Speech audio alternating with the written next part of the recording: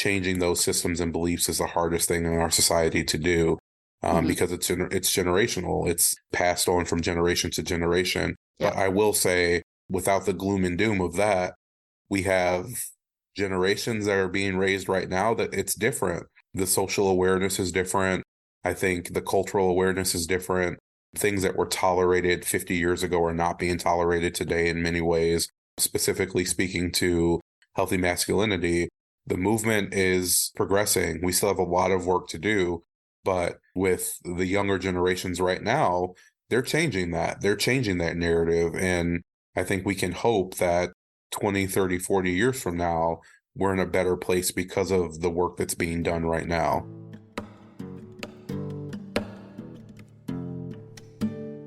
Hello and welcome. As always, I'm Abbie. This is Stories Lived, Stories Told, and today I invite you to join me as we revisit a previously recorded conversation with Burton Patterson, in which we take a communication perspective on redefining gender narratives. To take a communication perspective is to consider what it is we're making and how we're making it through our communication practices. This means we look closely at patterns, context, stories, and relationships, and that we use curiosity, mindfulness, collaboration, and dialogue to create better social worlds.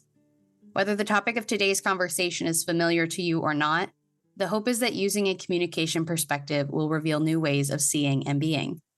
At the top of the episode, you heard our conversation partner, Burton Patterson. Burton is a social worker with experience in the fields of harm reduction and mental health and addiction, sexual violence prevention, and healthy sexual education. He specializes in working with male-identifying folks in gender-based violence prevention. Before we begin this conversation with Burton, I'd like to make you aware that this conversation contains references to sexual assault and gender-based violence. I include this conversation in a series about the stories and experiences of women because it revolves heavily around Burton's work with gender-based violence on both the prevention and intervention side. Gender-based violence is a part of the stories and experiences of many women, so I wanted to bring that into the conversation. And yet I do not believe that this issue is simply, quote, a woman's issue, as in it is only something that women need to be talking about, thinking about, or that the burden is placed on women to address or resolve this issue. As we're going to talk about with Burton today, it is so important to call men into this conversation as well. And more broadly, it is important for men to hear the stories and experiences of women, no matter what they are. I feel that this conversation is important to include in this series because although the topic and the focus is on women, that does not mean that the audience or the participants in this conversation has to be limited to women. We've talked about in so many of these conversations how empowering women empowers everybody. So my hope with this conversation is that we can expand the conversation to include men. And Burton offers a lot of really helpful tools and stories that can help us understand where to begin in doing that. As we revisit this conversation, which was originally published in 2 parts in July of 2023, I invite you to pay attention to how this conversation hits you differently now and what new wisdom you hear that you might have missed before, and particularly what you can take away from this conversation in the context of this month's series and the other conversations we've been having. So in the last week of our series about the stories and experiences of women, let's wrap up the conversation with Burton.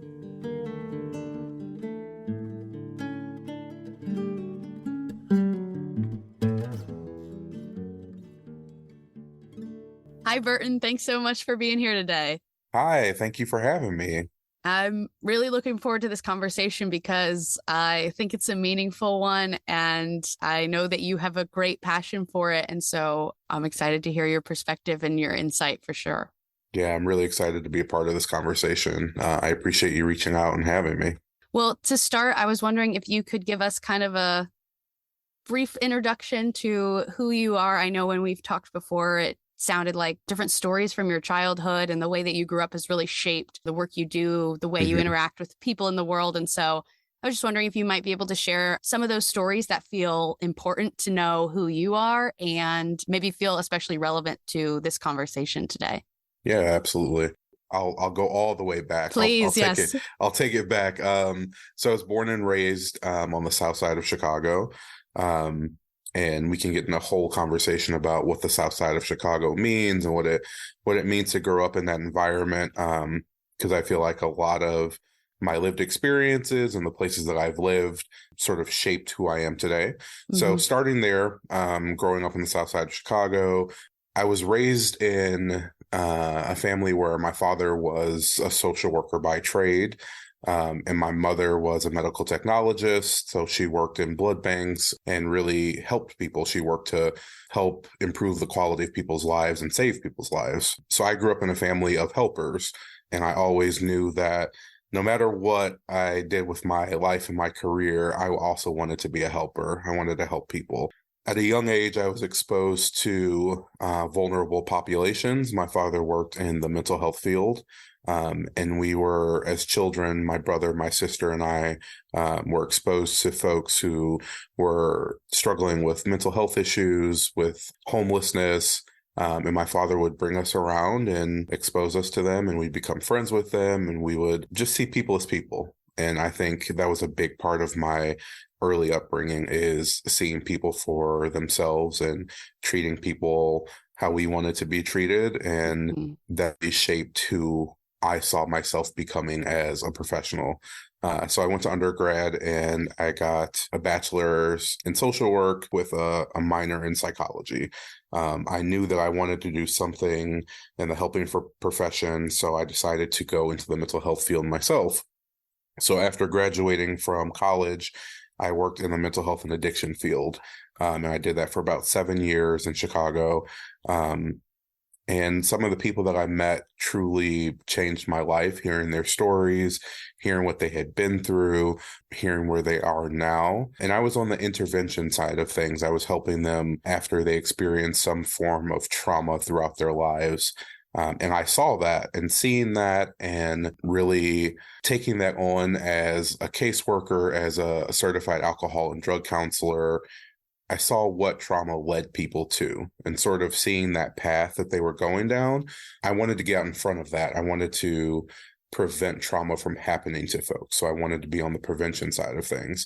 So I did that for about 7 years, and I have tons of stories of, I could probably write a book of all the things that I saw while being in a residential facility, working with folks struggling with those things.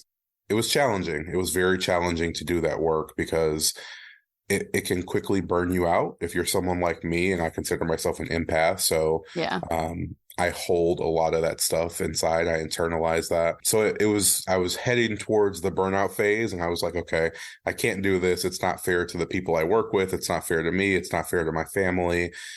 So that's when I decided to do more prevention work. So I went from there, and I started doing bullying prevention. So I talked to youth kindergarten through 10th grade all around the state of Indiana about bullying prevention. We talked about, what does bullying look like? How can we prevent it in schools? And it was awesome. It was awesome to have these conversations. It was awesome to be in the schools with the youth. Super insightful. They had some great responses to how we can sort of change that bullying culture.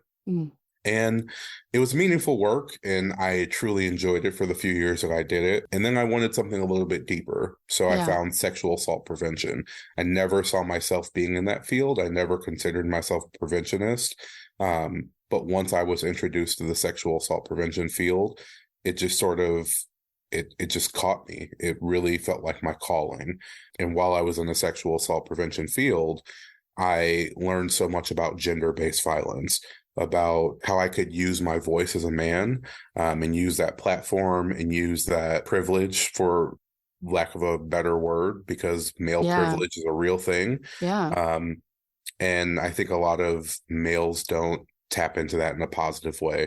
Like, a lot of males use that privilege for self-gain, for selfish reasons. So I saw myself using that in a positive way, and sort of reaching out to college-age folks and having that conversation with them about, how can we change the sexual assault prevention? How can we change the sexual assault culture? How can we change rape culture? How can we, as men, use our voices to call in other men, male identifying folks? how can we use our voices in that positive way? So my professional career has sort of been this arc of seeing what trauma did to folks, to the prevention side of things of let's Yeah, prevent those traumas from ever happening to people so no one has to suffer from those consequences. absolutely. I'm curious, growing up, what were the messages or norms that you saw around gender? Like when you started working in sexual assault prevention and learning about masculinity and seeing those patterns, was that the first time that you were seeing, oh, this is what maybe a positive version of masculinity could be? Or was that something that you were seeing from a younger age? You maybe just didn't know what to call it. Yeah, no, I was very much, I considered myself, and I mean I still do, but at the time I considered myself like the quote unquote good guy that, Hmm. respected every gender and did my part and didn't hurt people. Like, and then I learned about it, and I learned that we all add to that culture, Hmm. especially men, and there was more that I could have been doing. So I think, to answer your question, at an early age, specifically because I identify as Black male, those are my identities. In the Black culture, masculinity is unique as it is in any culture, Hmm. and there are very defined gender roles. And growing up, I saw those gender roles, and I saw what it meant to be a man. I was getting those messages from home, from media, Yeah. from peers. There were defined gender roles, and I think oftentimes in many generations, we are taught those defined gender roles of what it means to be a man, how we're socialized to be men, to be the provider, to be the protector, Yep. to be the breadwinner. All of those sort of rigid ideals were ingrained in me. So Hmm. I grew up thinking those things, and I'm not a closed-minded person, but I think until I hit like my mid-20s, Yeah. I believed those things because those were the messages that were being reinforced to me. Hmm. And media played a big part in that too, of what it means to be a man.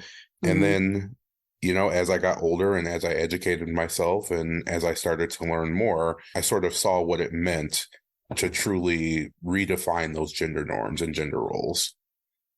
Yeah, so you must have done some real big reflecting and unpacking there. Yeah. I think that's such an important, I know there's a life unexamined is not worth living or, whatever that quote may be, but I just think reflection's so important. And, part of what we like to talk about around this podcast is that it's helpful to see patterns. And maybe you saw some of those patterns of what gender meant to people, what Hmm. roles people had based on their gender, what these expectations were, and there was a reflection needed there, and you saw those patterns, and then importantly were able to make changes about those patterns. And that's just making me think that three of the very central questions to that we ask, which is part of a reflecting process, is how did that get made, what Hmm. are we making now, and what can we do to make better social worlds? And I see those three questions as being important, and important that you ask all three together. It's not just let me look back and take stock of what I've learned, but am I still carrying on what I've learned? Hmm. And reframing it maybe as a choice, because like you said, you couldn't know what you didn't know until you were in your mid 20s and maybe started hearing other messages. If you only heard one message, Yeah. that's the message you internalize. How could you, know Yeah. anything different? So you maybe almost take it for granted that you have a choice in the patterns you create and in the ways you are in the world. And so it's cool to see that kind of, to me, very, obvious example of you saying, okay, well, how did this get made? How did these ideas about gender get made for me in my life? But maybe also you're looking at it on a much bigger scale in society. And then, with the work you're doing now, what are we making now? What are the narratives we're making now? What are the things we're passing on? And how Hmm. is all of that part of making choices that help us make an even better social world down the line in terms of what that conversation looks like? Yeah, absolutely. And I look back too, I think about a lot of the interactions I had with peers, with other male identifying folks, Hmm. throughout my life. And a big piece of it was the objectification part of how women were objectified, Yeah. and the conversations that would take place in different social groups. And it wasn't just like one set of friends, it was like across the board, women were being objectified, and seeing as objects. And it was in the dialogue, it was in the intentional conversation. And I look back at that, and obviously I didn't know, I know now, But had I had that knowledge then, I could have interjected some of that into those conversations and sort of been that person who was calling people in and saying, Yeah. we shouldn't be talking about people like that. We shouldn't be viewing people like that. So my goal was always to sort of be that igniter for folks. So Yeah. have that conversation with people so then they can go back to their groups and that ripple effect can take place. So if I meet with a group of college age men and there's 30 of them in the group and the light bulb goes off for 3 of them, Yeah. and those 3 go back to their groups and there's a conversation happening and it's harmful or it's hurtful, and then they can say something like, we shouldn't be talking about people that way. We shouldn't be viewing people that way. Yeah. That's sort of the basis of the work that I've done throughout my career. Is I have to believe that that ripple effect is taking place, that someone's mind is changing in that moment, someone's ideals are changing, and then they can spread that to other people. So I think that sort of touches on a piece of your 3 questions of how are we changing this? Yeah. That's the hope, right? Like be the change, as cliche as that sounds, like Right. be the change that you want to see in the world. Right. Yeah. I mean, that's the core of it, is that we have choices and that we actually are, actively participating in the worlds that we live in, the societies, the cultures that we're a part of. And so in order to think that you can be the change, you have to believe that you have those choices and that power first. And so I see that as being, part of the work that you're doing of, asking people to question things that they've maybe never questioned and think in new ways. And that I imagine can be really challenging for people, but really important too. Absolutely.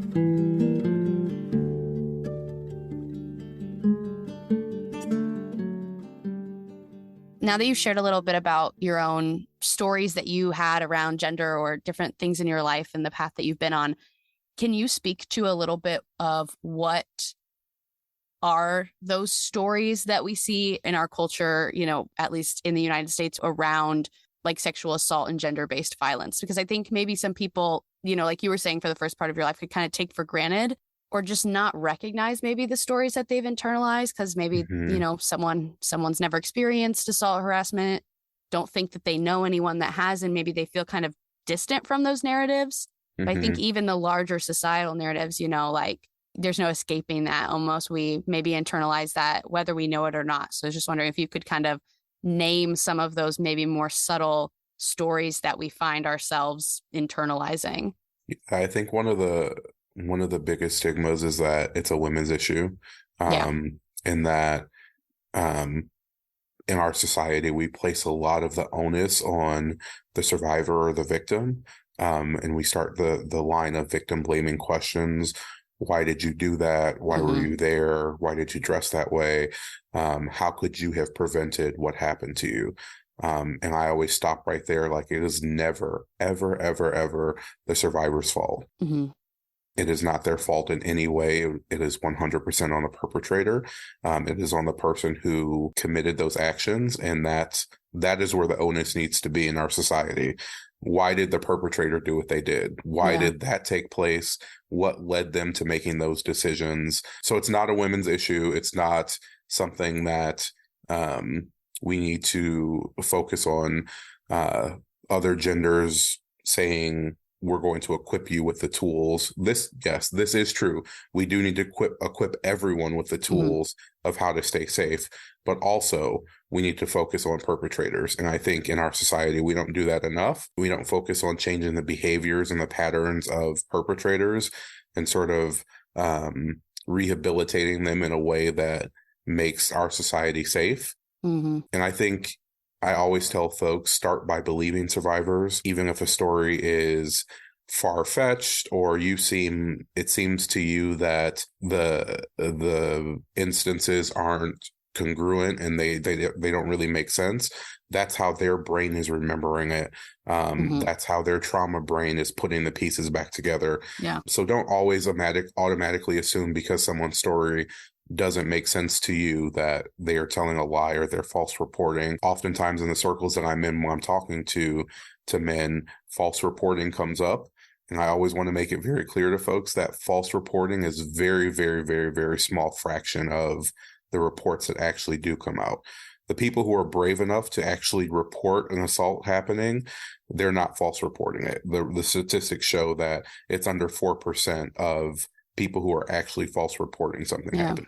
So I think all of those things are stories that our society and the media like to sort of put out there. But we need to be very clear that those are not the standards of what's really happening.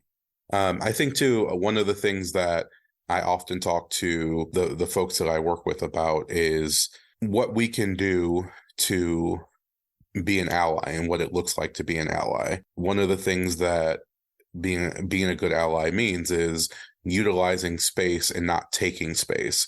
So being there to support, being there standing up with, but not being the focus of the movement or of the issue, because women have been fighting this fight for hundreds of years and they continue to fight this fight.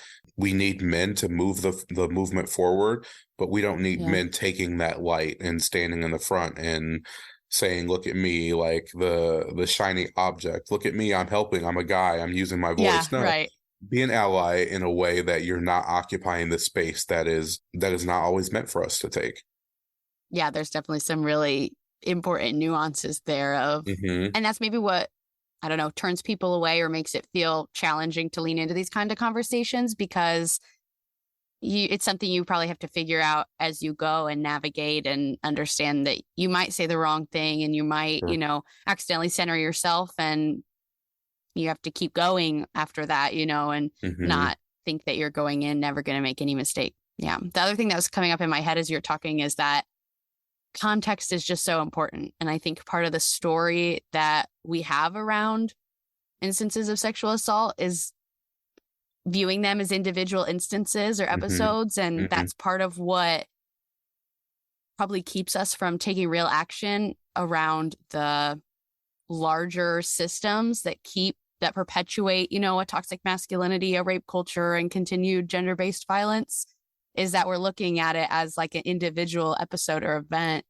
instead of, well, it's not this one man or this one person decided to take this action. It's this person decided to take this action based on the society that they also live in and these messages that they've internalized that says this is acceptable, or this is the value of this person, or this is what you're allowed to do as your gender. 100%. I think, I know that assault is about power and control, right? It's not about specific instance, as you reference. It's about the power and control of another person. And a lot of the time it's baked with entitlement and thinking that someone is an object or they belong to you, or you are entitled to their body. All of those things are baked into that power and control. And that's a societal problem. It's not, like you said, it's not a specific instance, but it's societal. It's what we embed in the minds of young boys and young men to dominate other genders. And we teach that to them at a very early age. And then it becomes more and more problematic. I often think about I have an 8-year-old son, and I think about my son and how affectionate he is and how he loves to hold hands and hug. And he's just a very affectionate young boy. And I think in our society, we teach young boys specifically about homophobia. And we say that as you get older, you can't show affection to other boys or other men because then you are seen as gay. And in this society, gay is seen as weaker. And I can talk about the whole man box and what that looks like to be inside of the man box. And there are all of these really harmful traits that keep people squarely inside that man box. And as boys and young men, it's important for us to be inside that man box, because that means that we're accepted by our peers, and that means that we're accepted in social circles. And to step outside of that man box is very harmful to us because we are ostracized. Peers don't respect us in the same way. And I think for anyone, any gender, we are all trying to be accepted by our peers in a certain way.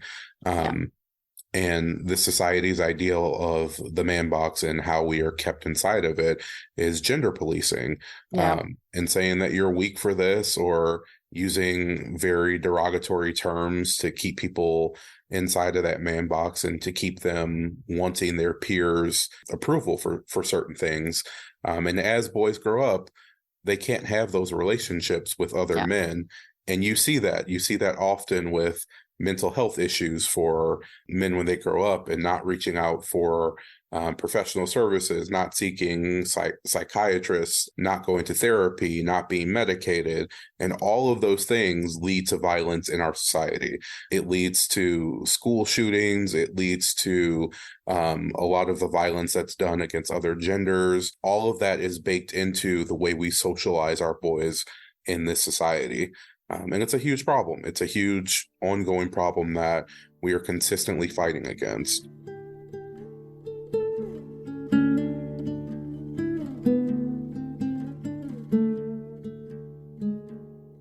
Yeah, I'm glad you bring up the man box because that's reminding me. I don't know if you ever interacted with this person when you were at Ball State, but one of my very early conversations on this podcast was with Robbie Williford, and he mentioned the man box activity in our conversation because that was really meaningful for him, and he's someone that I think is definitely very driven to invite everyone of all genders, but especially men, into a space where they can step outside of that man box.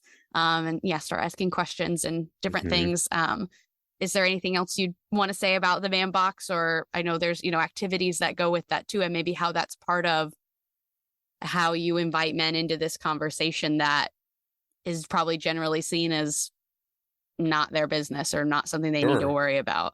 So the man box sort of took over for the man card, which was very popular in the 90s and early 2000s. It was, again, gender policing, how you would get your man card revoked. If you did something that did not align with the values of what it traditionally means to be a man, your man card would be revoked. So you could do anything and someone would check your masculinity by saying, we're revoking your man card. Very similar idea with the man box. If you do something that does not align, I think the traditional ideals of what it means to be a man is sort of what we talked about: aggressive, heterosexual, provider, protector. You have to objectify women. You have to be dominant. You have to be aggressive. You usually need to be physically dominant in some type of sport or athletic arena. And all of those things are sort of the ideals of what it means to be a quote unquote real man. You're right. And if you stray from that at all, your masculinity will be in question. Yeah. Your sexuality will be in question. And that brings people right back. So they start to question themselves. And it's very harmful, but it is sort of the basis of the foundation of what it means to be a man in this society. And some of the activities, like you mentioned, that go with that it's all about its internal work. And I encourage anyone to research the man box and to look up those activities, because that's truly where the internal work starts. And that's the hardest piece. I'm not going to lie and pretend like that's an easy thing to do. But when you really start looking into sort of your values and what you believe and things that you can do differently, that's when the work begins. And it's really eye-opening too, because like I said, I always considered myself a good person and a good man. And I was like, I don't do those things. I'm not harmful at all. Yeah. And then as I started to internalize and sort of do that inner work, I realized there are things that I can change about the way I interact with people and the way that I talk about people and the way that I call people in and not call people out. There are all these things that come with that internal work. And I think that's really important for folks who want to sort of change that gender-based violence, the narrative, and change rape culture and shift how we view different genders in our society. Can you talk a little bit more about that difference between calling people in versus calling them out? Yeah, so that's something I learned as well, because this is going to sound a little funny, but because men have such, for lack of a better word, soft egos, it can be very challenging to call out behavior. We have fragile masculinity is a very real thing. When you start talking about healthy and toxic masculinity, it can turn a lot of people off. And a lot of boys and young men can put up a wall immediately when you start talking about things like that. So calling in is different than calling out, because when you're calling out people, for example, if you're in a group and someone says something that is objectifying a woman, like, I'm going to hit that tonight. If they say something along those lines, calling out would be in front of the group. Don't say that. That's terrible. You're a terrible person. Don't ever say that. Calling in would be something along the lines of pulling them to the side and saying, this is why that can be hurtful to view people that way. It's sort of a softer approach. Yeah. And it's not as abrupt as calling someone out, and it's not as othering, I should say. Yeah. It doesn't automatically say that you're a terrible person and you're doing awful things. More so, how can we reframe that approach? How can we look at that differently? So I learned that early on in my career, because I was very much someone who was like considering themselves an activist, and I would be like, no, that's wrong. Don't do that. And, that's not always the best approach for folks, especially when you're talking about masculinity, because it's a sensitive topic for a lot of people. Mm-hmm. Yeah, that's good. I'm trying to think of other examples. I think that calling in is so important because that's an invitation, whereas, calling someone out is probably immediately sending them into a state of defensiveness. And so I think everybody needs to bring like curiosity is probably the key tool to have with you as you're going into these conversations, because maybe even a version of calling out is saying, that's sexist, don't say that, like you were saying, but maybe a calling in is, why do you say it like that? Or why do you have that, asking a question, getting people to think about things that, again, they may never have thought about. Yeah, absolutely. Because they don't know any other way. Yeah. And I often tell people too, because I'm a gamer, so I play Xbox, and it is it's a toxic world of folks and the language that's used. But, like in the spaces that I'm in, they are mostly dominated by males, and I get sort of lose my energy for being that quote unquote that person that is always the one that's like, let's not do that, or let's not say that. So I have to be very intentional with my words, and intentional with my timing, and intentional with calling people in. And oftentimes I tell people, if you're not comfortable having that conversation, if you're not comfortable calling someone in, put the onus on yourself. So you can say, that makes me uncomfortable. When you say that around me, that makes me really uncomfortable. Do you mind not doing that? It's more so about the way that it makes you feel, and less so about the words that that person is choosing to say. So even in that moment, if they continue that language in another circle, or they continue using that language somewhere else, when they're around you, they're actively thinking about what you said. The hope is that they internalize that and they think, okay, I won't use that language around this person because they asked me not to. And then the hope is that the next time they go to use that language, they're also thinking about that interaction with you in the back of their mind of, someone asked me not to do that because it hurt their feelings. Maybe it's hurting someone else. So there are intentional ways to go about calling people in, and there are very useful tactics for doing that. And that can bring about change too. I think that's really helpful to have like a third way, because between maybe, saying nothing and starting a big dialogue, because maybe not every moment feels like it's the moment for that. Or, people who have never had these conversations before, we can't pretend like it's easy to just call people in, it's not that. And so, but that for reframing of maybe it's not the moment, or maybe you don't feel equipped, or you're still learning how to say, hey, this is a part of a much bigger problem that you're helping perpetuate. Let's be curious. Let's talk about this. Let's try to unpack some of these things, to say that makes me uncomfortable. And the answer, it's like you were talking about the ripple effects of just saying that the one comment could be a ripple effect, but on, the opposite side of the coin, not saying anything has its own ripples too. Of not saying anything and not saying anything and not saying anything, and other people not saying anything because they don't think they have to say anything. And so it's like you're causing ripples either way. I'm curious, what like advice, I guess, would you have, or other tools maybe? Because I'm sure some people could be listening and still thinking, oh, that still feels so impossible. I don't want to say nothing, but those don't feel like realistic options, or I wouldn't even know where to begin with that.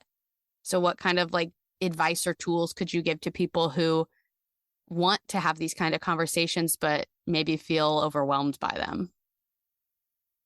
I think, and I always start any advice I give with educating yourself. There are some great. I always recommend Ta-Nehisi Coates' Between the World and Me. If you are thinking about how you can shape those conversations or what those conversations can be like, Ta-Nehisi Coates wrote an open letter to his son, and he explains the world and what he wants the world to look like for him. And there are some really great, insightful nuggets in there that can help you understand what it means to have those conversations in a meaningful way. And I feel like the book is very empowering for folks who are just starting the conversations of gender-based violence prevention, rape culture, healthy masculinity. Start with educating yourself. Find tools, find resources.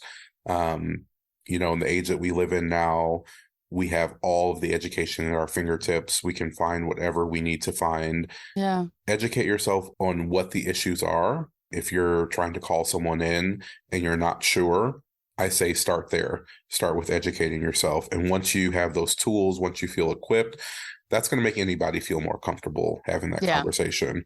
But it has to feel right for you. And that's a nuance in itself. It has to feel like the right moment. You have to be comfortable enough with that person. Calling out complete strangers is something that not many people can really do or really should do, because, people are going to be defensive immediately when they don't know you and they don't know your intentions. So the more you know someone, the easier it is to have that conversation with them. Mm-hmm. So make sure that it's the right moment. Make sure that you have an established relationship with that person before you can get into like this deep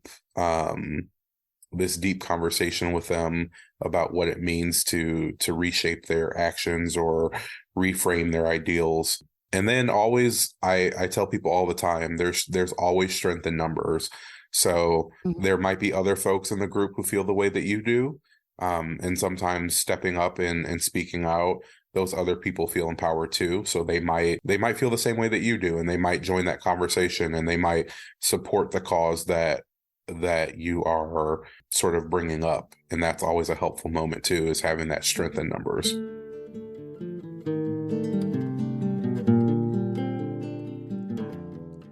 Can you, off the top of your head, just think of any stories or experiences that you had when you were maybe starting to call people in and learning how to do that could speak to, maybe a time when you like saw it work and that made you feel really excited about it, or maybe even also like times when it was a challenge or it went wrong, or you learned something?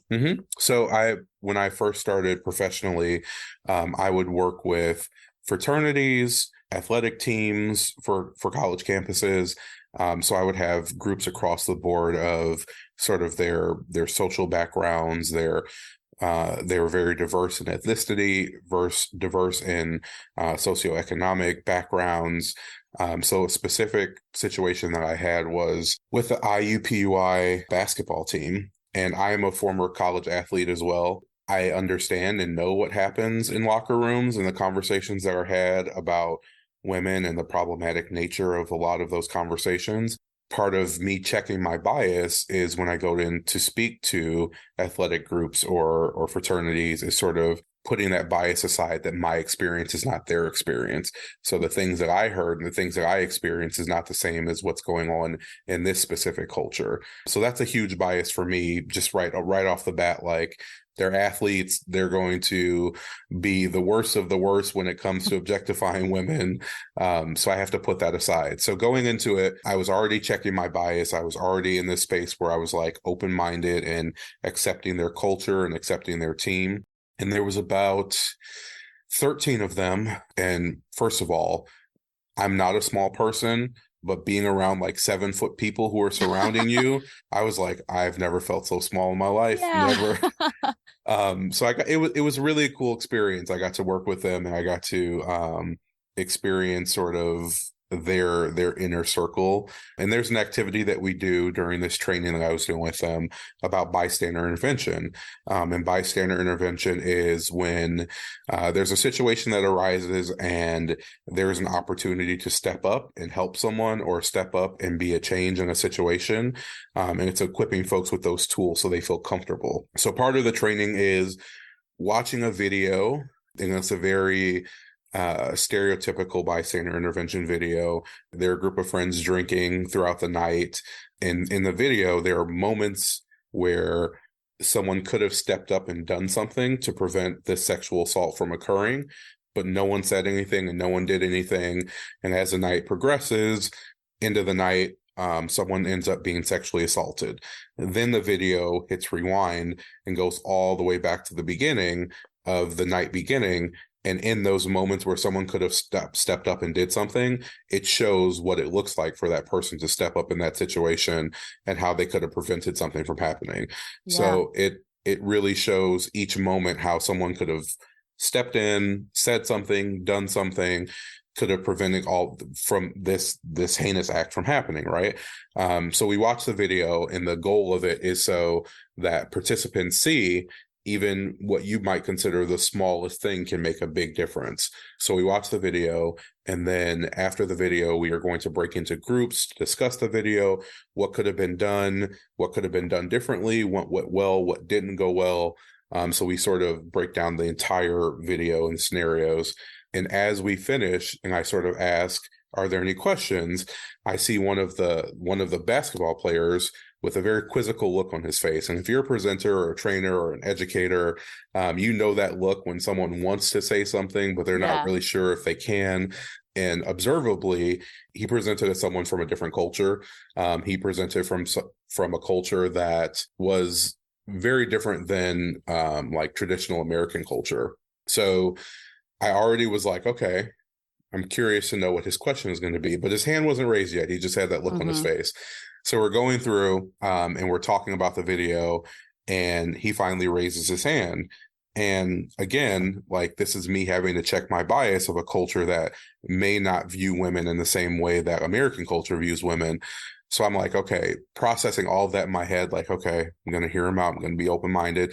He raises his hand, and immediately he says, it's the person who got assaulted. It's their fault. They shouldn't have been drinking. They shouldn't have been wearing that. They shouldn't have been in that place. It's their fault. And victim blaming isn't something that it is uncommon in those spaces. But still, every time I hear it, it's like a gut punch. It like takes the wind out of my sails, and I have to like steady myself and be like, okay, this is a teachable moment. This is a moment where I can engage folks about victim blaming and why it's not the victim's fault ever. So I give him my spiel about why it's not their fault and why the onus is on the perpetrator. But I could tell by his face that he wasn't satisfied with my answer at all. And I was like, I'm going to have to talk to him after the training is over so we can have like a one-on-one conversation. And when he raised his hand and he said that, his teammates laughed when he said it was their fault. They all sort of chuckled. Some of them seemed like it was a laugh and like an uncomfortable laugh, like they weren't sure how to take that, but they genuinely were like laughing because they were like, I can't believe he said that. So I was like, I'll probably have to address that as well.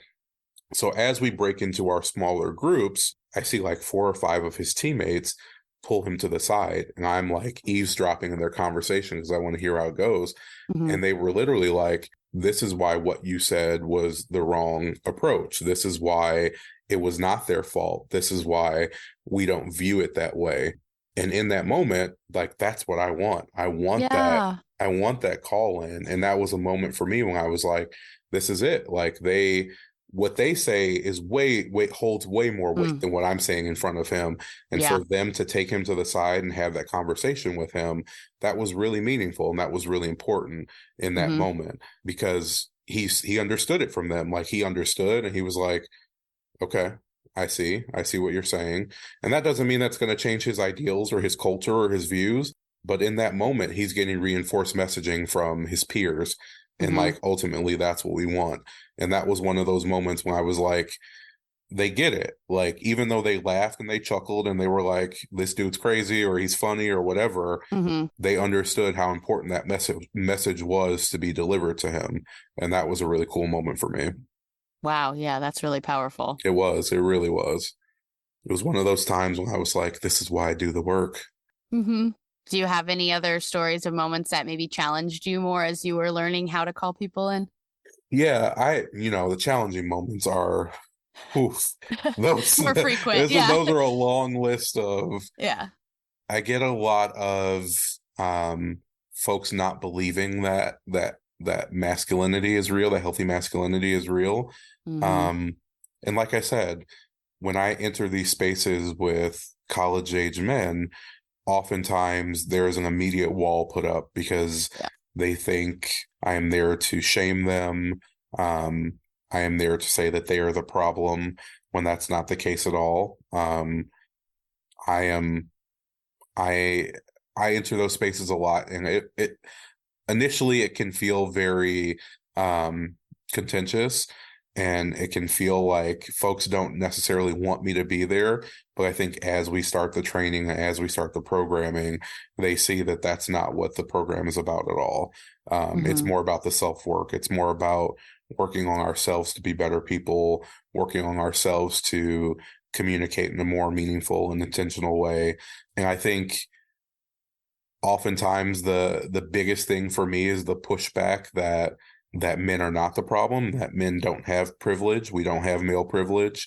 That's often a piece of what I get for the challenging part, is that there are specific activities that I do about male privilege and what that looks like, and people just tend to get offended when you start talking about male privilege and entitlement, and that can be very, very challenging in some of the spaces that I'm in.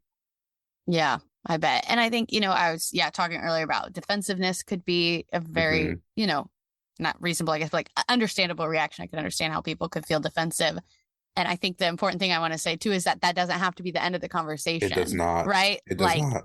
you can feel defensive and then go back to that curiosity almost, and, Hmm. bring curiosity to yourself of, well, why is this coming up to me? Why am I feeling that? And I think that's, again, like, just goes back to the educating yourself probably Hmm. of how can you equip yourself to ask those questions of yourself, to recognize that in yourself. And Abby, to be honest, that I think that's probably the most important point of all of this, is that Yeah. even in those challenging moments when someone pushes back, when someone is defensive, Mm-hmm. use that as an educational moment. Like, use that as a teaching moment to be curious, to ask Yeah. questions, to Yeah. say why are you feeling that way, or what brought you to this point where you view this in a very specific way. Where is that Mm-hmm. messaging coming from? All of those questions of curiosity help people sort of internalize and start doing that self-work of, now this Yeah. person is asking me why I feel this way. Why do I feel this way? Why am I defensive when someone starts talking about male privilege? What does that mean for me? Yeah. I think that's a really important takeaway from this. Yeah. Can you explain the difference between toxic masculinity and healthy masculinity? Yeah, I think, masculinity at its core is just a set of attributes. It's Mm-hmm. just a set of attributes that we in our society have deemed as masculine. There's nothing much different about masculinity than femininity. I always do an activity where we have like two different lists of what are the characteristics of feminism, what are the characteristics of masculinity, and those two lists are almost always identical. The ones that separate them are usually like the caring, empathetic, sort of those caring attributes usually tend to go more towards feminist side. And we often say, like, I erase the line at the end of the activity, like, we can be all of these things. You Yeah. don't have to be in a box. It's not binary. You don't have to be set like by masculine traits or by feminine traits. Like, we can be Mhm. all of these things. They're just human They're traits. human traits, right? Yeah. Like, we as a society attach the masculinity piece to it, and Mm-hmm. that's part of healthy masculinity, is knowing that you can be outside of that man box and be completely comfortable with yourself. Yeah. That's a big piece of the healthy masculinity. Toxic masculinity is overemphasizing some of those attributes. So overemphasizing aggressiveness, dominance, control, power, objectification. When those are hyperutilized, that's when it becomes toxic. Those attributes at their core don't necessarily have to be toxic, but when they are overutilized, that's when it becomes a problem. You're speaking to me so much here, because what's coming up for me is this idea of how we make meaning. Hmm. And that's like a practice that I feel like I've really internalized and started using, like, in so many areas of my life. I go through the day and, I'm able to do some mini reflections and say, well, what does that mean to me, or what does that mean to us, and why? Because what you're saying is that we're attaching the meaning. Something being feminine or something being masculine is not an innate thing that exists in the world. And, the very purest, simplest example I can think of is pink and blue. Yeah. Like, if you could take for granted, like, yeah, blue is a boy color, pink is a girl color. But then if you say why, you'd be hard pressed to get a, Sure. actual answer that holds any weight other than because we said so. And I think a lot of meaning, I don't know, maybe I could go so far as to say all the meaning is because we said so. And the important follow-up to that is that, well, let's say something different. Sure. Let's say that masculinity means these things that are healthy and maybe more balanced between something like strength and caring or nurturing, things that are seen as feminine. Or why do we value these masculine qualities more than we value these feminine qualities? Because we said so. And I think part of the question too is, does this work for us anymore? And, my answer to those questions around this conversation is like, no. Yeah. These systems that have existed, that somebody a long time ago made a choice about who was going to be in power and what these things would mean. Yeah, my brain's just swimming right now. I think a lot of people maybe struggle to wrap their head around this conversation because it's so big and it's so small. Like you're saying, it's these little moments of, the guy in the group asks a question and the 4 people choose to go to him and call him in and, follow up on that. It's such a small moment that times a million creates the bigger societal belief. And so, if those are the small moments, then they become the big moments. But I think like why choice feels so important to me in terms of choice of how we view victims of sexual assault, how we view masculinity and men's role in this and prevention versus intervention, is that a lot of the beliefs we have around gender are so old. And it's easy to forget that at one point they were a choice. They were, made because somebody said so or whatever. And we're so far removed from it that's why it's hard to remember that, well, that was just made up by somebody so we could make a new choice. Speak on that. All of that. All of that. I'm like, the systems are so outdated. I won't get on a soapbox about the problematic systems in our society. But like, it was a choice. It was a choice when someone started a specific system and was like, we're going to do it like this.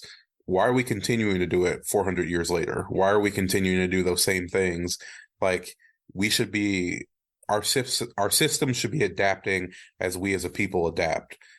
As we evolve, they should be evolving with us. And changing those systems is the hardest thing, right? Like, changing those systems and beliefs is the hardest thing in our society to do, because it's generational. It's passed on from generation to generation. But I will say, without the gloom and doom of that, we have generations that are being raised right now that it's different. It is very different. The social awareness is different. I think the cultural awareness is different. Things that were tolerated 50 years ago are not being tolerated today in many ways.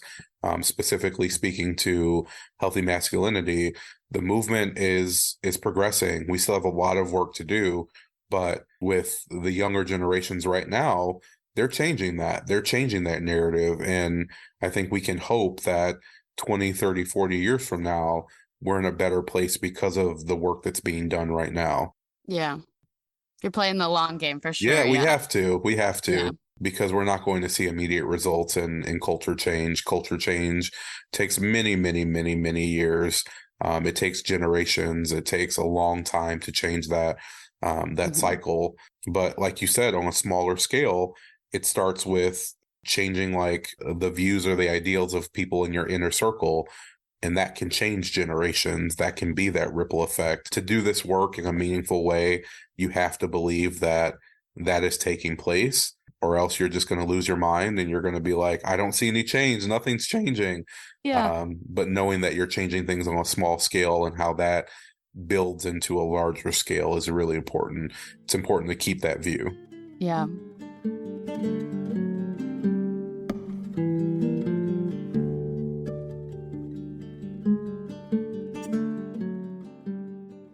going back to the very beginning of this conversation, what feels really pivotal is really getting it in people's minds that it's not just a women's issue. Yeah. And I believe that, to say like sexism hurts everybody, not just women, and so I wonder, how do you explain that to people that, these systems don't just hurt women or it's not a women's issue? My question, I guess, how do you convince men that this affects them too, or that it's not just a women's issue? Yeah, I think, that's the hardest thing, right? Is that convincing them that this is something they should care about. Yeah. Calling them in that meaningful way. You would be surprised. You probably wouldn't be surprised. There are so many college age men that literally don't even know what it means to be feminist. Yeah. So many men grow up thinking that considering yourself feminist is only something that women can do. And once you consider yourself to be a feminist, you hate all men. I think literally most people think that. Most guys think that's what it means to be feminist. So yeah. I think once they are able to realize that it's about equity and equality and that's about human rights, I think that is usually my approach, is trying to help folks understand, do you believe that this group of people deserves the same rights that you have? Do they deserve the same opportunities that you have?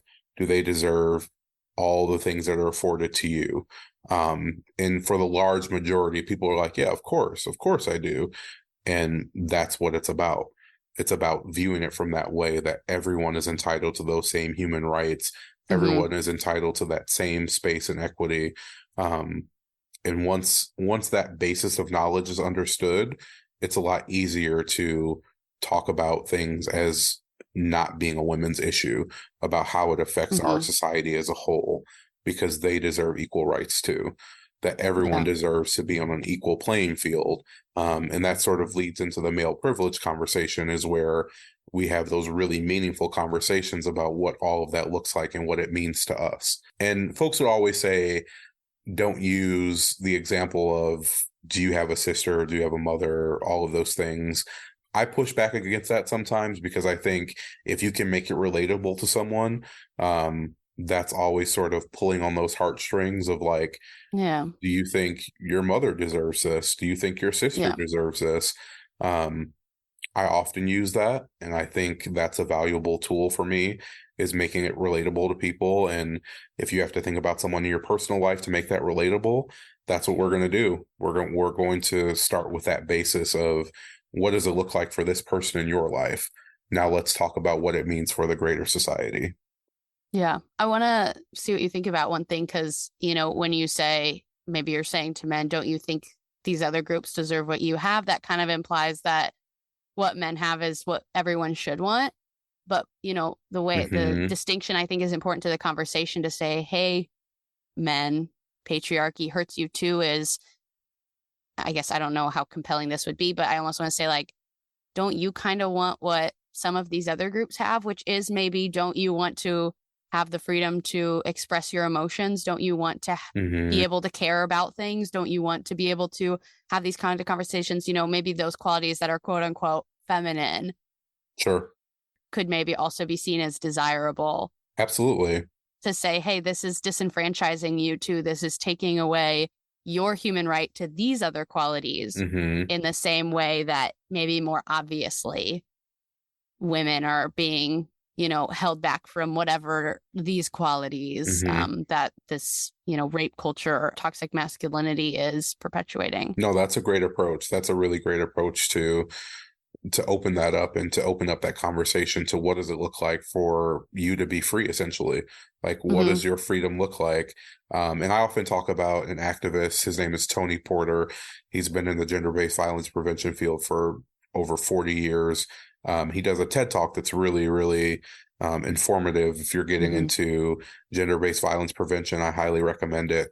And in his TED Talk, he talks about asking a young boy what it would mean to him if his football coach told him that he played like a girl. Right. And he was like, the boy said it would be, what was the word that he used? It would be crushing. It it would be devastating. It would be devastating. And Tony sort of looked at it and he was like, if he's devastated to say that he's playing like a girl, what are we teaching boys about girls? Yeah. And What that meaning was, are we attaching yeah, to the what phrase meaning are playing we like a attaching girl? that? Why is that Yep. so harmful to Yep. be called a girl or to be saying you're playing like a girl? And there's so much meaning behind that, and on so many levels. Like you can break down that one part of the TED Talk and talk for Yeah. it about hours. But I think that's a big piece of opening up to men and saying, like, you're being held back from this. You're being held back from truly being free because you can't express yourselves in these ways. You can't tap into these things because of the patriarchy, because it's hurting you too. And that's a really great reframe. Yeah, I think it's just the whole conversation is, circling back to shared humanity, and what you said is maybe like one way to phrase it is even like this is your, right as a human to Yeah. experience the full spectrum of humanity, or what it means to be human, which includes numerous traits that we've, Mm-hmm. split down the middle and said you get these and you get these, Mm-hmm. and yeah, kept whoever from the other. Yeah. When you think about that, there was like, I don't think there was someone in a classroom like men are going to have this and women are going to have this. But when you think about it in that way, that Yeah. our society literally just chose this and was like, you're going to be this way and you're going to be this way. Yeah. How ridiculous it sounds, really, right? Like someone chose these traits for me. Yeah. Oh, okay, cool. Like that's what I'm supposed to be. Yeah. Sounds ridiculous when we talk about it like that. And that's part of it. I want it to sound ridiculous to people because it is. Yeah. Like, you don't have to adhere to these. You can be whoever you want to be across the spectrum. And that's completely okay because it's just about you being comfortable with yourself and you being completely free to be yourself. Mm-hmm. And you referencing, Tony Porter's TED Talk speaks to the it's so big, it's so small, Yep. because it's enough comments of you play like a girl or you run like a girl or Yep. whatever, people have probably heard or had someone say to them. Yeah. Enough of that over time is such a big contributor. I don't know how to like explain that in maybe a more helpful way, but I just see this, relationship between all of these small things, the, letting moments go and not calling someone in or not, Mm-hmm. saying, hey, that's Mm-hmm. wrong. Saying things like, you play like a girl, Yep. making objectifying comments. Like it's all of these moments in our individual lives, our individual interactions that ultimately are the little tiny, tiny building blocks that build the bigger society. Absolutely. That feels maybe hard to me to, yeah, I was saying it earlier. I was like, maybe it's hard for people to wrap their head around. It's hard for me to wrap my head It around can even, feel daunting. Yeah. yeah, it's like, okay, well, where do you start? Yeah. Absolutely. Yeah. Kind of asked you a couple times already to make some distinctions, but can you talk about intervention versus prevention? Mm-hmm. And I kind of want you to talk about it in two ways because early on you were saying that the work you were doing was intervention and now the work you're doing is prevention in these kind of larger ways, but then also on an individual level, what does intervention and prevention look like? Yeah, I can talk a little bit about that. So the intervention work I was doing in mental health and addiction was sort of, building treatment plans to help people have a better quality of life. So after they've experienced a lot of trauma and a lot of hardship, how do I support you to have a better quality of life and to live a healthier life for you, and however that looks. And that's more focused on the intervention side of things, like let's help support you in this way. And then prevention, specifically primary prevention, is looking for the root cause of what is causing these traumas to folks. So really looking at the root forms of oppression and sort of focusing on those systems to try and help try and prevent the trauma from ever happening to folks. One of the things that you and I had talked about is sort of the typical primary prevention story of there are folks falling into a river and they're drifting down river and someone sees this and they're like, oh, let me help these people out of the river. Let me help them one by one. Each time a person falls, I'm going to help them out. Helping them out of that river is intervention. And then seeing like, why are all of these people falling into the river? and then going upstream and seeing Yeah. that there's like a broken bridge or a handrail where everyone's falling, fixing that Or someone's handrail. personally throwing all Yeah, or these someone people is into throwing the these water. people in, Yeah. and finding that root cause and Yep. saying, if I fix this, then people will stop falling into the river and floating downstream. That's primary prevention, is going upstream and seeing what the actual problem is and focusing on that problem and fixing that problem. So then those traumas or those people falling downstream, it's not happening anymore. Yeah, that feels like a really helpful way to kind of visualize that even. Yeah. And to say that there is space for both. There is, absolutely. We need those helpers pulling people back in from the river. We need people focused on the root cause of the problem of why it's happening. We need both, and because that's the only way that we're going to truly support people and help them live a better quality of life, and also prevent folks from ever experiencing that falling in. Yep. To kind of wrap up our conversation, I like to, go back to the communication perspective of the podcast. And we're always trying to frame, the choices we make, the patterns we're in, and the conversations we're having in terms of what's leading us toward a better social world. And so I think thinking about a better social world in the context of this conversation, to me, my question is, what are the new stories? We talked about, those old stories that we have around gender or assault or masculinity. What are the new stories, that you're trying to tell through your work that are in the hopes of leading us toward a better social world? I think that's a really great question. And I think even more so than my work would probably be in my personal life as a father. Yeah. Yeah. And I think I often use that approach as well, trying to reach out to other parents, specifically fathers, and how we can shape our young children, specifically our boys. And that's truly how you sort of break that cycle and change that generational broken system theory, is that, it starts with us. It starts with our families, and it starts with our inner circles, and having those conversations with our friends, having those conversations with our families. I think that's truly, if I can leave anything, it's how that ripple effect happens, right?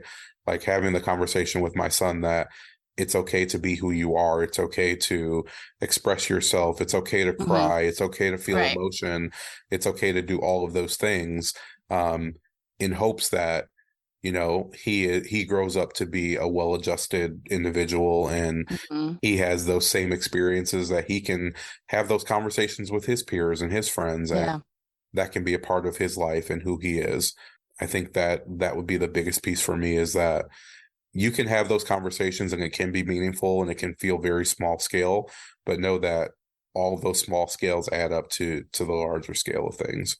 Yeah, I think that's really good. And, as you're talking, I'm just thinking that it's such an important conversation or topic to look at and, be able to put your communication glasses on or use your communication perspective, because I see a lot of value in, a little bit of what we've done today. And I imagine what a lot of your whole work in life is communicating about how we communicate around this topic specifically, because it's not just, well, here's the problem, but let's go beyond it and say, how are we communicating these ideals, and what new ways could we be communicating these ideals that we actually want to have now? Yeah.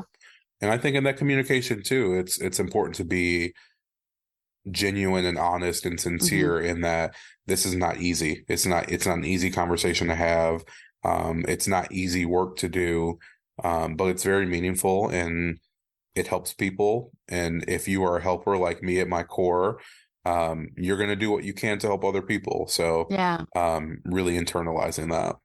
I really appreciate everything you've said today. And I wonder if, we could collaborate to come up with one more last thing, is that part of the communication theory, coordinated management of meaning, is looking at conversations and our social world in terms of turns, as in maybe in an individual conversation, it's turns. And so, you said something, so I responded, which prompted you to say something else. And that's just supposed to help us look at the context, it's asking why, or, adding some of those layers. And so I kind of like to think of this podcast could be, a ripple, to use your kind of phrasing.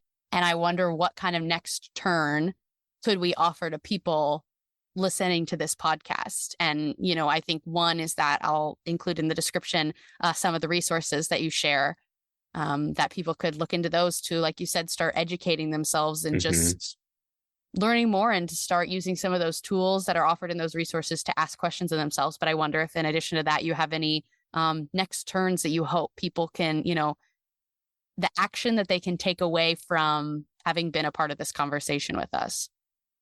That's a really great question. And being a processor, I'm going to take a second to think about that. Please. Yeah. I think starting with the educational piece is really, really important. And I can't stress enough about the internal work and how difficult that can be, but how truly freeing that is. If you are someone like me who has always considered themselves a good person, it's very freeing to know that you're starting to look at things from a different perspective, and you're starting to understand different perspectives. So I think this might be, I don't know, it might be a little bit broad, but I would say keep an open mind. I think when you talk about next turns is going into spaces with an open mind, and allowing yourself to sort of gather that information and not attach our personal biases to it, or our preconceived notions about something. Truly going into spaces with an open mind, going into conversations with an open mind. Again, not an easy thing to do, but we all have the ability to do that. Trying to see things from a different perspective, it's freeing. It's a very freeing feeling. I can't stress that enough. Yeah. I think the more that we are able to internally open up and create that space for growth, create that space for learning, create that space for more empathy, I think that's a space where we can all be more free. Sorry if that's very broad for next turns, but no, I think it's great. I think it's, maybe broad or abstract in the what does it actually look like for people to be open-minded in conversation, and that answer would be different for everyone. But I think that's in a way it's its own tangible at least first small step thing. Be open to change. That could open the door to a lot more education and further ripples down the road. But open-mindedness is the next turn. I like it. Seriously, Burton, I really appreciate our whole conversation today.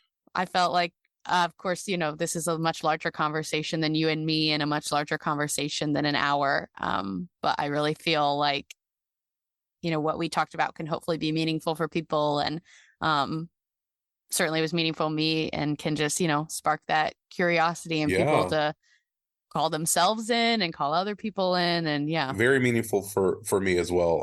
And to just pull back the curtain a little bit, having you reach out because of the work that I was doing on Ball State's campus with one of your friends who happened to be in the group, and how meaningful that work is for me to be on different campuses and work with different groups. And this could be considered a ripple effect from that. It's true. This is its own ripple. Absolutely. And then hopefully just 1,000 more ripples off of this. That's really cool. Yeah.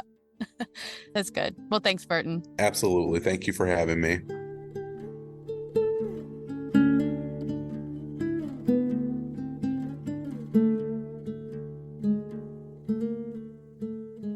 Okay, that is all for our conversation with Burton. At the end of each episode, I like to offer some questions to reflect on, which acts as a next turn for us, so the conversation doesn't stop when the episode does. Today, I have a bunch of questions for you that come originally from the 2 parts of this episode. So the questions are, what ideas about gender have you learned from your culture, peers, and family? How can you find ways to call people in instead of calling them out? How can you practice approaching defensiveness with curiosity in yourself and others? How can we begin to embrace our full humanity by allowing ourselves to engage in all ways of being, not just the ones that were assigned to us based on our sex? And finally, what is a small thing you can do this week to create a next turn or a ripple from this conversation? As this conversation is the final installment in this month's series, I would also invite you to reflect more broadly on what you've learned and what you felt from each of the conversations, that we've had this month with Beth, with Leah, with Sarah, and finally with Burton. I'll go ahead and offer some of my own reflections as we wrap up right now. And as I think about what I see when I kind of overlay this communication perspective that I use on this conversation about the stories of women, I am drawn back to this core idea around meaning making. And so when we think largely of gender norms, the qualities, the traits that we associate with masculinity and femininity, this gender binary that we are very attached to in a lot of ways, I think about the meaning that's been made. It's kind of, taking a historical perspective and thinking about what meaning has been made in the past. And I think this is a great opportunity to use those CMM-ish questions that allow us to reflect by asking that question of kind of how did we get here? What has been made? Look at our present, asking what are we making now? And then looking to the future and asking, well, what do we want to be making? I see this as an opportunity for us to make some new meaning, some meaning that really serves us. And of course, first we need to question the old meaning, the meanings, the stories that have been handed down to us. So my real hope is that these conversations have opened up these ideas to you and perhaps provided the space for you to do some of that reflection. And the other thing I'm reminded of in this conversation that comes from the coordinated management of meaning theory is the loop model. And that has to do with kind of on one end, our lived stories, on the other, our told stories. And then in between all of these U's, which represent a number of other stories, including untold stories. And I think about how the stories of women often in a lot of societies, in patriarchal societies, have fallen into that untold category, or alternately that unheard category. So it matters to me that we have spent this month hopefully telling some of those previously untold stories and encouraging you to do the same in your own life. One thing I will point out as we wrap up this series is one more opportunity for listening, and that is the 3-part conversation I hosted with Karen and Sonia Foss about feminisms, plural. They have a communication perspective. They are scholars and academics. And so that was a really great and meaningful conversation that I invite you to return to if you'd like to continue this conversation about the experiences and stories of women. Okay, you can reach out to me if you'd like to share your reflections, again, from the questions I offered today in this conversation or any of the conversations we've had this month. I invite you to do that so that we can stay in dialogue with each other. And another great way to keep the dialogue alive is to follow the show wherever you listen, to leave a rating and review, and most importantly, to share this episode. So I invite you to add to your reflections thinking about who in your life this episode could be meaningful for. And I invite you to share this with them. I am supported by the CMM Institute for Personal and Social Evolution. This podcast is just one of many initiatives designed to create space for more conversations that move us toward those better social worlds we hope to create. You can check out the other initiatives of the CMM Institute in the show notes. I've included links there. And I'll especially point out today that we have just added a new website, which is www.cosmoactivities.com, a website that I actually created and am happy to have been a part of, which will act as a home for all of the social emotional learning activities that the CMM Institute has developed, which includes the latest addition to that series, which is Cosmo Teens, a comic book about mental health designed to help facilitate conversations for teens. Again, the link to that is in the show notes, so I hope you'll check those out. Thank you for showing up. Thank you for being curious. And thank you for being a part of this story. I'm Abbie, and this has been Stories Lived, Stories Told.